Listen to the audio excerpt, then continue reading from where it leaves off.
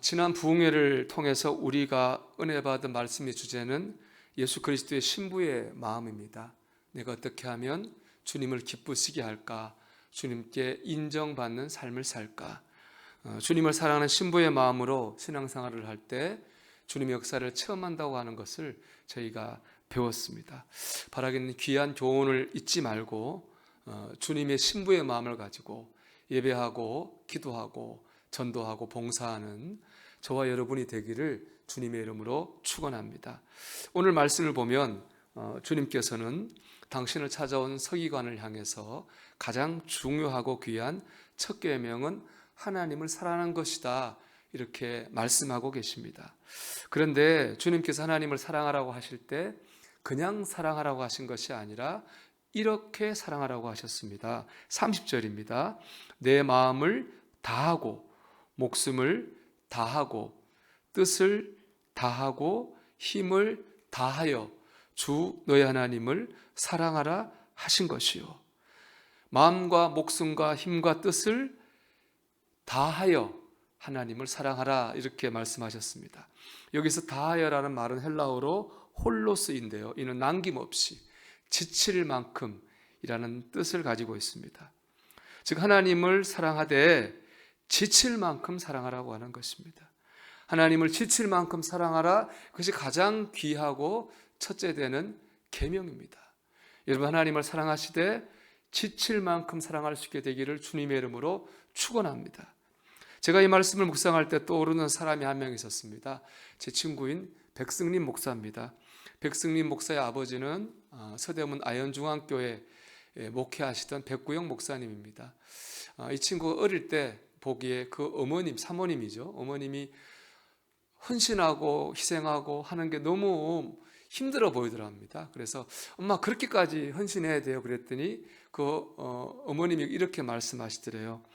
허리가 휘지 않으면 헌신이 아니다, 그렇게 말씀하시더랍니다. 허리가 휘지 않으면 헌신이 아니다. 이것을 오늘 본문으로 말씀하면 지칠 만큼 사랑하라입니다. 또 부흥회 때 들은 말씀으로 하면 주님의 신부의 마음일 것입니다. 우리는 하나님을 사랑하되 지칠 만큼 사랑해야 됩니다. 그럴 때 열매가 있습니다. 백승림 목사의 가족이 이 어머님의 신앙 때문인지 다 참 복을 받았습니다. 제 친구는 미국에서 미국인들을 대상으로 목회를 하는데 아주 성공적인 목회를 하고 있습니다. 그 누님은 이화여대 교수님이시고 그 남동생이 또 하나 있는데 아주 벤처 사업을 해서 크게 성공을 거두었습니다. 참 신부의 마음으로 사는 사람을 하나님께서 축복하신다고 하는 부흥의 말씀이 다시 기억났습니다. 여러분, 오늘 한 날 어떻게 하면 주님을 기쁘시게 할까? 주님의 신부의 마음을 붙드십시오. 그런데 그냥 붙들지 말고 지칠 만큼 붙들어 보십시오. 힘들다고 포기하지 말고 그래도 한 번 더 힘을 내서 하나님을 사랑해야지, 하나님 영광을 위해 살아야지, 그런 마음을 가지시기를 바랍니다. 그럴 때 하나님께서 여러분의 삶에 역사하실 것입니다. 지칠 만큼 사랑한 그 사랑 끝에 우리는 은혜의 열매를 체험하게 될 것입니다.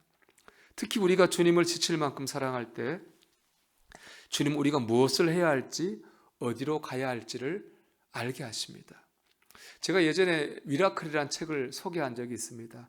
이 책의 저자는 박위라는 청년인데요, 원하던 곳에 취업이 됐다고 28살 나이에 친구들과 파티하다 다쳤습니다. 그래서 전신 마비라고 하는 큰 고난을 받게 됐죠. 그 고난을 통해 오히려 하나님을 뜨겁게 믿게 되고 지금은 많이 회복되어서 휠체어를 타고 다니면서 하나님의 사랑을 전하고 사람들에게 소망을 전하는 귀한 삶을 살고 있습니다. 근데 그 책을 보면 그가 입원한 병원에서는 그가 전신마비인 그가 오히려 가벼운 쪽에 속했답니다. 뭐 뇌사라든지 의식이 완전히 없다든지 그런 환자들이 많았다는 것이죠.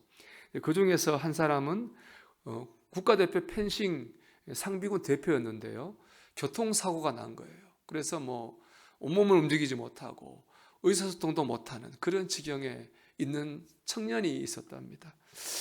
그를 보면서 박이는 생각하기를, 나는 내 자유의지로 놀다가 다쳤지만 저 사람은 자기 의지와 상관없이 고통받는구나 하는 생각을 했답니다. 그러면서 기도하면 하나님께 따졌대요.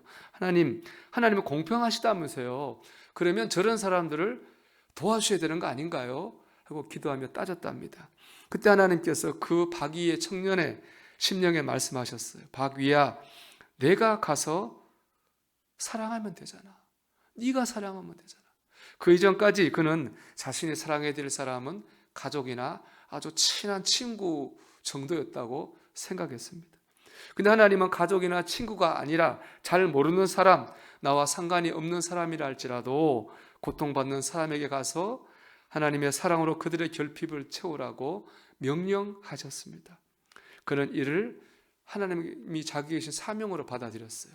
그래서 제가 이전에 말씀드린 지금 다른 사람을 돕는 그런 일을 활발하게 하고 있는 것이죠. 책에 보면 하나님의 음성을 들은 순간을 그는 이렇게 말하고 있습니다. 다리를 쓸 수 없고 손가락이 완전하지 않은 나도 누군가를 사랑하겠다고 마음 먹고 기도하면 사랑할 수 있었다. 삶의 목표가 명확해지는 순간이었다. 그리고 깨달았다. 내가 세상에 태어난 목적은 바로 사랑하기 위해서라는 사실을.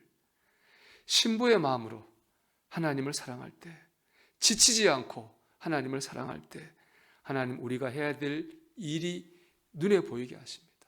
가야 될 길이 깨달아지게 하십니다. 여러분, 하나님을 사랑하시되 지칠 만큼 사랑하십시오. 신부의 마음을 포기하지 마십시오.